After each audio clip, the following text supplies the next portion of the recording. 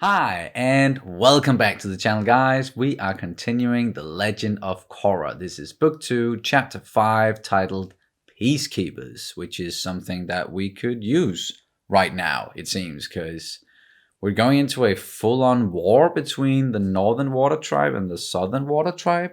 Or that's at least what it looked like at the end of the last episodes.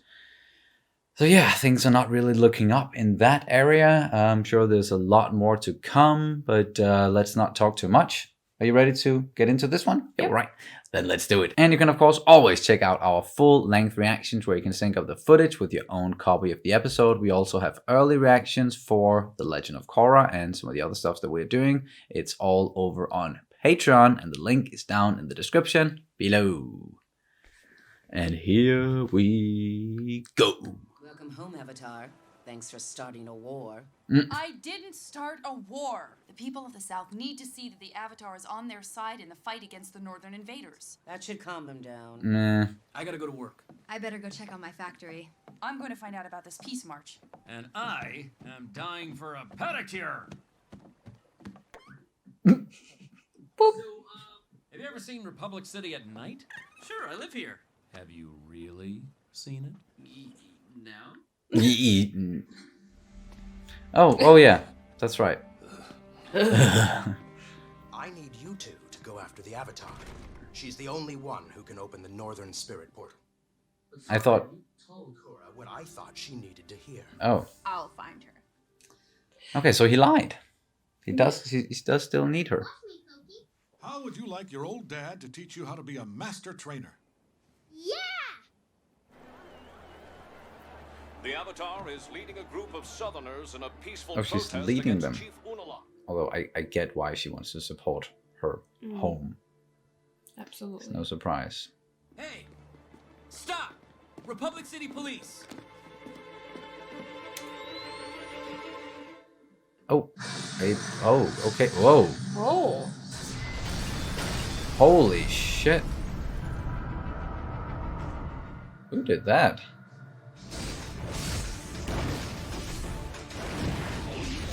Firebenders, at least.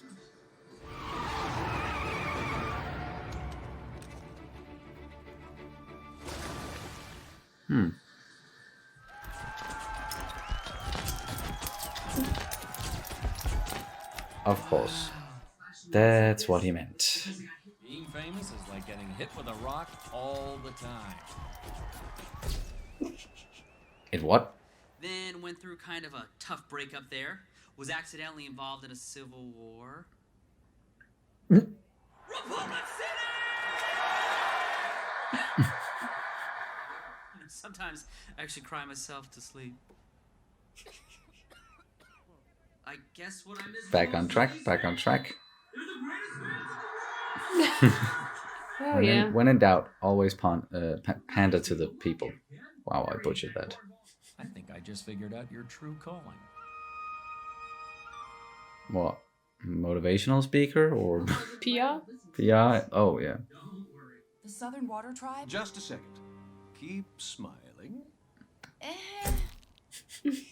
Now, how can I help the Avatar? Unalaq's troops have invaded the South. We are doing everything we can to bring the people responsible to justice. The people responsible. I'm trying to save my tribe, and you're taking pictures. I'm sure he cares, but he can't just tell his people to go fight a battle at the South Pole that has nothing to do with them. How could you take his side? I'm just trying to save the world. Well, you wouldn't have to if you didn't keep messing it up. I can't talk to you when you're like this. You're the one who's like this. Tensions are running high. Oh. What? Oh. Okay. Oh. Imagination. That's trademark, pal. What?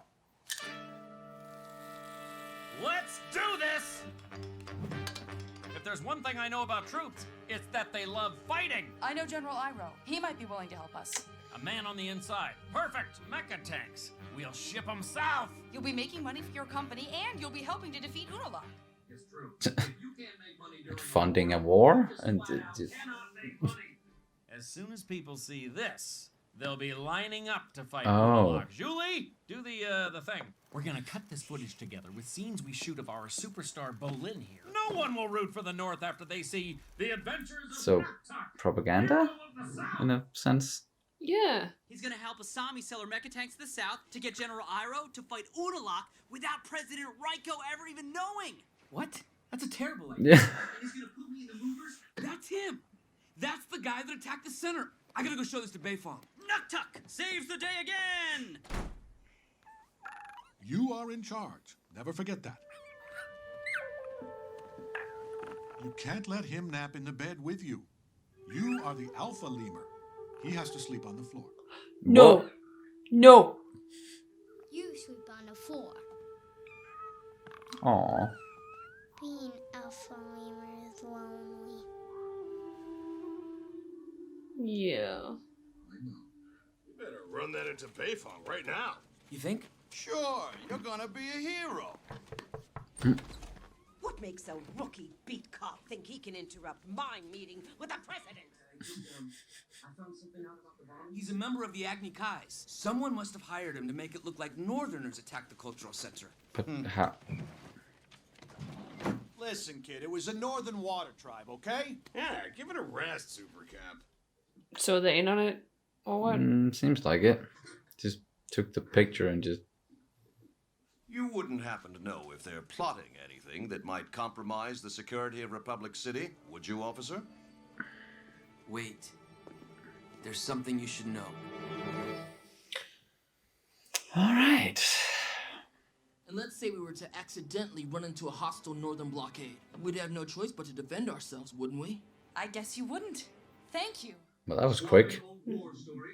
Because if a single vessel leaves this harbor without my say-so, you'll be court-martialed. The Avatar does not command the military of the Republic. Don't go behind my back again. I hate that guy. I'm sorry. My hands are officially tied. But you should talk to the Fire Lord. My mother and grandfather have always been good friends to the Avatar and the Southern Water Tribe. I'm sure they'll be willing to help. Zuko? Oh, God. No one knew about it except for us and Asami. And Mako. Mako? Roll over. Good boy. I knew you could learn to train Pokey. Not just Pokey. I train all the lemurs. Watch. Wow, okay. That was quick. Yeah. We don't know how much time has passed. Impressive. That's a lot of lemurs. Yep. I've created a monster. Maybe we should... Training makes me tired. Come on, Pokey.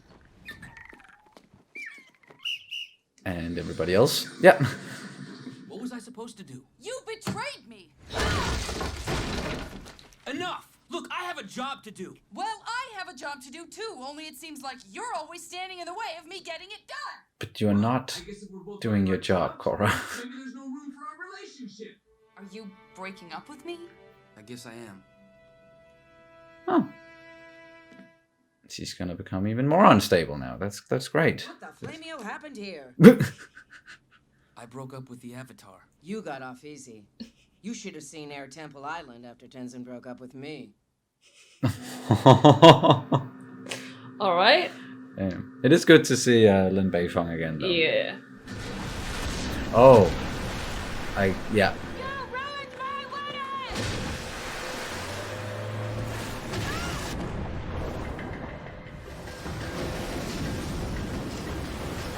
Oh, yeah. What's the... Oh no. Oh, shit. That's the spirit. A big one. Oh, that's the Kraken thing we saw at the start of the season. Possibly, yeah. No, but at least she's... Nice. Fuck. Okay, that was, yeah. Too easy, I guess.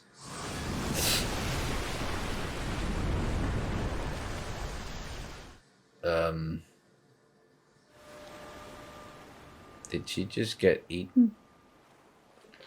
What? And that's the end. Okay, good thing we're watching 2 tonight. What the hell? The hell kind of an ending was that? So that was chapter 5. Peacekeepers. That's not really what's happening at all. I No. actually don't really know why this episode was called Peacekeepers. It seems like the only one who's concerned about like keeping the peace are the police force and Marco, and trying to get to the bottom of what that thing was, like the explosion that was caused by these firebending dudes from the, what was that, the triad or the something? Agnikai, yeah, that was what it was. Definitely not. Doesn't. I don't think it was the Northern Water Tribe who did that, because like, what would they gain from just attacking like that? It's, or maybe like we know Unalaq is up to no good. He's clearly like the bad guy. But we were like last time around advocating for maybe some diplomacy before going into a full-on war. And that at least it seems like that's what the president wants to do as well, and even going so far as to kind of he's grounding General Iroh and the fleet, which it makes sense, because nobody wants a full-on war except for, well, Korra definitely wants one, and Tunrak and the other southern like water tribe rebels, but of course we also get why she's so distraught and why she's so mad and angry, because her home was attacked and she feels very betrayed by Unalaq, who also did betray her father way back when, because that's, we found that out in the last episode too, that he's just been trying to get more power, and that's how he became the leader of the Northern Water Tribe, and whatever he's got planned with the spirit realms. But I find it interesting, at least, that he lied about him needing Korra, and why he thought it was a good, like why he thought that would sway her, saying that he didn't need her. Because, I don't know. It seems like to me like a lot of people are making a lot of rash decisions at the moment. Approximately everyone. And then we got Varric, just focused on, I don't think he's that interested in freeing the Southern Water Tribe. He just wants to make money and just sees a lot of possibilities there. And he's using Bolin and Asami too, I think. But she's also interested in making money, which, it makes sense because her business is kind of failing. So it's just not really looking up still at all, no matter where we look. Especially if we look at the ending. Yeah, what the hell? What the heck? She just got swallowed up by a big-ass spirit kraken. Although she did try to do the calming it thing that Unalaq, that Unalaq taught her, I guess, but it didn't work. So where does that leave her besides inside of a spirit? And where do you go if you get swallowed up by a spirit? I'm thinking maybe she's gonna pop up in the spirit world. Maybe, yeah. And we're going to get to see the spirit world. That would be nice. And maybe she can learn a thing or two there about just calming the fuck down a little bit. I'm sorry. It is called Spirits this season, so. That is true. That is like the overall arc or theme is about the spirits. So I hope that, yes, we're going to get more into that. Definitely. But where the place she was heading to was the Fire Nation. Yeah. She's going to talk to the Fire Lord. The Fire Lord. I'm guessing it's still Zuko? Maybe? They did say grandfather, right? Yeah, they did. They did. So that's intriguing, at least, that we might get to see Zuko and not just hear his voice through his grandson. No, but like the Zuko. The Zuko, yeah. But all right, we've started doing something new where we posting on Patreon, like we're asking people on Patreon to ask us some questions about the episodes or just give us some comments. So we're gonna try and dive into that a little bit here with this episode. I think a few people at least wrote something here. Let me just find the posts. Yeah, we got 3 comments on that one, and of course I didn't look at it until after watching the episode. Okay, the first one from Doug Raw. No questions from me, but just wanted to mention I like this idea going forward. Well, that's good to hear. That's very nice. And we plan on doing that at least. So that's at least if you are interested, if you're watching and you're not a part of Patreon just yet, and you want to get your question in or interact with in the discussions in this way, then that's at least an option. Okay, from Burrito. Do you think Mako did the right thing by telling President Raiko the truth? Also, I would like to say that the lemurs in The Legend of Korra are very cute. Yes. Yes. They really, really are. They were also very cute in Atla. Definitely. The lemurs in this world are just cute in general. And you felt so bad when when Tenzin was just like, no, he sleeps on the floor. No, he doesn't. If you had a lemur, you had a lemur, then I'm sure that thing would be sleeping in the bed as well, maybe, or at least just having its own bed, or not sleeping. Whatever animal we had, I think it would be sleeping in our bed. Maybe, probably. I'm sure there's some truth to the whole, like, it is an animal, and if you're training it and you need to assert some sort of dominance so that it listens to you. It was just, a little bit sad to see it like that. Okay, but the question, do you think Mako did the right thing by telling President Raiko the truth? Yes and no, to some degree. Like, I definitely get the position he was in right there when the president or Raiko asked him directly, do you have something to tell me? Do you know something about what Korra might be doing? And him not wanting to lie. And I also think that, Mako and his approach, where it's like, let's investigate this a little bit more before we just make rash decisions and try to just blame it on people we don't know whether or not they're responsible. It's maybe he should have at least just talked to someone, or Korra first, or Lin, for that matter. Like, she is his boss. Like, talk it over with her first. So, but I do agree that, like, so far from what we've seen, that yes, investigating and trying out for diplomacy before you just go into war and try to rally everybody and instigate some violence, might be a good idea to go about it in that way. But maybe he shouldn't have done it like that. Maybe it's just like a half truth. Where you say something, but you don't say enough. Yeah, at least. So that you do, like, screw her over in that. So she doesn't feel like that he stabbed her in the back, which that's what happened. And then they fucking broke up. Yeah. Or he broke up with her. Which, I mentioned it, is not going to make her less unstable. And I want to reiterate that we know and understand why she's acting the way that she is, and that she is also still a teenager. Like, she's still not a fully grown up, fully trained avatar in everything that she needs to do as an avatar. But I do disagree with her when she's saying, I'm doing my job. Not really.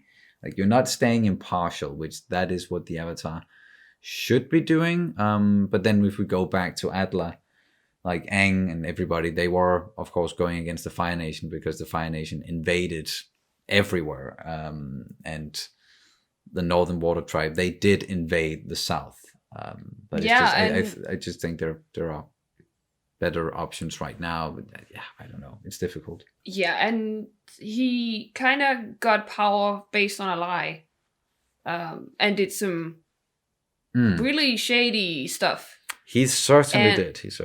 Yeah, so I really get where she's coming from, why she's so furious, and she feels, I'm pretty sure she might feel some sort of isolated, or she might feel left alone. It's just her and her tiny tribe against the Northern Water Tribe, and nobody wants to bat an eye. Nobody wants to help her, or those people who want to help her, they can't because they are bound by the president. Yeah, the duty, whatever. Yeah. Yeah, and she must feel so alone that she has to fight this all on her own, and it's like everybody is kind of stabbing her in the back, or At least not doing exactly what she wants to do. Like, I don't believe that everybody is not willing to help her, but they just don't want to go along with exactly how she wants to do it right now, which is to just gather up an army and then go straight at Unalaq. They want to go about this differently. I don't believe that the president is not like at all concerned about it, or he should be at least. But we've just met the guy. Like, we don't really know him at all, or what his motives are, or how he came to be in power. Like, there might be some political stuff going on there as well behind the scenes. So it's just, yeah. It might be his people who are behind the attacks. We don't know. We don't know. We have absolutely no idea. That is correct. It's kind of muddled at the moment. Yeah. But I was just trying to say that I understand where Korra is coming from. She comes from a place of feeling rushed in a bit, that they need to do something now. And definitely. the way that everything is so bureaucratic, it goes way too slow for her. It's like, oh yeah. And she just wants to. It's not like she wants revenge or people to die or stuff like that. She just wants to make things right. She just wants to fight for her family and her tribe and her home. So I totally get it, and I totally get. And I don't even think she's being too much. I think she's maybe being a little bit rushed and a little bit to the point where she might not see everything clearly. Oh yeah. I definitely get that whole drive and that whole. I get that too, 100%. And it's just that I'm sure there are people who want to help her. She's just maybe being a little bit aggressive about it right now. But yeah, it's. Her home got attacked. Her parents are in danger. Her family, her people, and she wants to act as fast as possible to protect them. And she still also feels very betrayed by Unalaq, I'm sure, and the Northern Water Tribe. Like, how could they do this? And how could he have done this to my father as well back then? So it's her feelings. We understand it 100%. All right, and we got a third one from Austin D, who actually suggested us, doing this and including the patrons in this way. And he's saying, who do you think hired the bombers? Well, you mentioned that maybe Raiko, or at least someone in the government, or it's a good question. I think I saw an emblem on his jacket that looked a lot like the president's. Or maybe I saw the emblem somewhere else, and I thought, when I saw the president, I was like, I've seen that before, but maybe I saw it somewhere else. So I will have to rewatch that part again. Maybe it's just the Agni Kai emblem of that possibly. It's very possible. Group. It's very possible. It's just I didn't really see many other people walking around with an emblem like that. No, So- but I think, at least if you look at them and what they were wearing with the emblem and the red, it did not look Water Tribe-ish. No. At all. No. So I don't believe it's the Northern Water Tribe who did that. No. They were firebenders as well. Yeah. Or at least like if they hired them to do it. But I don't think Unalaq did that, because one thing, like, what would they gain from that? Because they don't want the president or anyone else to like have an excuse to go up against the Northern Water Tribe. That would be a bad move to attack the seat of government like that, the parliament. That was what the building, right?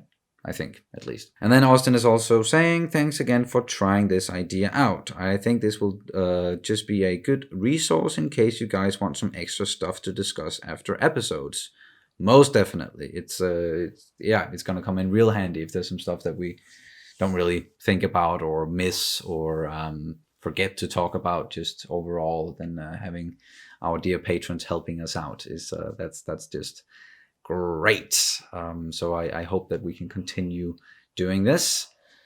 Do you have anything else you want to add to this episode?